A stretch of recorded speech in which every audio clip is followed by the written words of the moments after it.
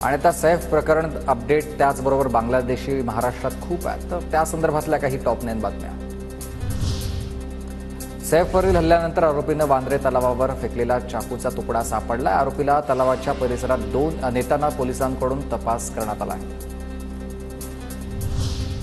सैफवर झालेल्या हल्ल्याबाबत नितेश राणेंकडून शंका व्यक्त। सैफला बघितल्यावर संशय निर्माण होत आहे, खरंच चाकू मारला की ऍक्टिंग आहे असं वक्तव्य त्यांनी केलंय।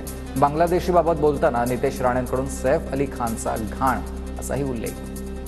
सैफ अली खानच्या घरात घुसले, कदाचित त्याला घेऊन जायला आले असतील, हे घाण केली आम्हाला। तो असा बाहेरून चालत होता, मलाच संशय यायला काय घरात चाकू मारला की ह्यांनी कुठेतरी असंच ऍक्टिंग करून बाहेर निघाला, असं टुन करून असतंय ते।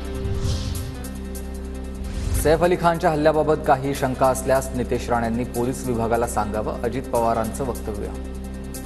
मी असं वेगवेगळ्या व्यक्तींनी कुठं स्टेटमेंट केलेलं असेल तर खरं कालच ते माझ्या जवळ बंदरे आणि 2 डिपार्टमेंट त्यांच्याकडे त्याचा आढावाच्या करता आलेले होते। मला ह्याच्याबद्दल काही माहिती नाही। त्यांनी जर काही त्यांच्या मनात असेल तर त्या डिपार्टमेंटला सांगावं। हल्ल्यानंतर सैफ अली खान आणि करीना कपूरला मुंबई पोलिसांनी पुरवली आहे तात्पुरती सुरक्षा। घरात घुसून सैफवर झालेल्या हल्ल्यानंतर पोलिसांकडून खबरदारी। सैफला खासगी सुरक्षेसोबतच पोलिसांकडून देखील सुरक्षा। सैफ अली खानवरील हल्ल्यानंतर आरोपीने बांगलादेशमधील वडिलांना फोन केला होता। फोनवर बोलताना आरोपीनं वडिलांना 10,000 पाठवल्याचं सांगितलं। सैफवरील हल्ल्याबाबत घरच्यांना माहीत नव्हतं। बातम्या बघून हल्ल्याबाबत समजल्याचं तपासातून समोर आलंय। सैफवरील हल्ल्यानंतर सीसीटीव्हीमध्ये दिसणारी व्यक्ती माझा मुलगा नाही, आरोपी मोहम्मद शहजादच्या वडिलांचा दावा।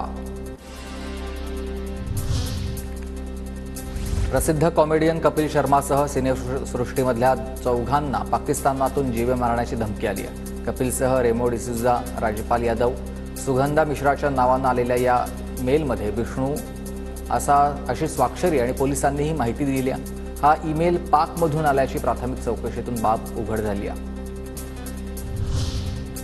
अवैधरित्या वास्तव्य करणाऱ्या बांगलादेशी घुसखोरांसाठी शोध मोहीम सुरू करणार। राज्य अल्पसंख्याक विभाग ॲक्शन मोडवर आलेला आहे। प्रत्येक जिल्ह्यामध्ये 25 सदस्यांची जिल्हा आयोग समिती असेल। रश्मी शुक्लांना पत्र लिहिणार राज्य अल्पसंख्याक आयोगाची माहिती। मुंबईत बांगलादेशी महिलेनं लाडकी बहीण योजनेचा लाभ घेतला आणि पोलिसांच्या कारवाईवेळी ही धक्कादायक माहिती समोर आली आहे। कामाठीपुरा परिसरात राहणाऱ्या या व्यक्तीनं ही माहिती घेतलेली आहे।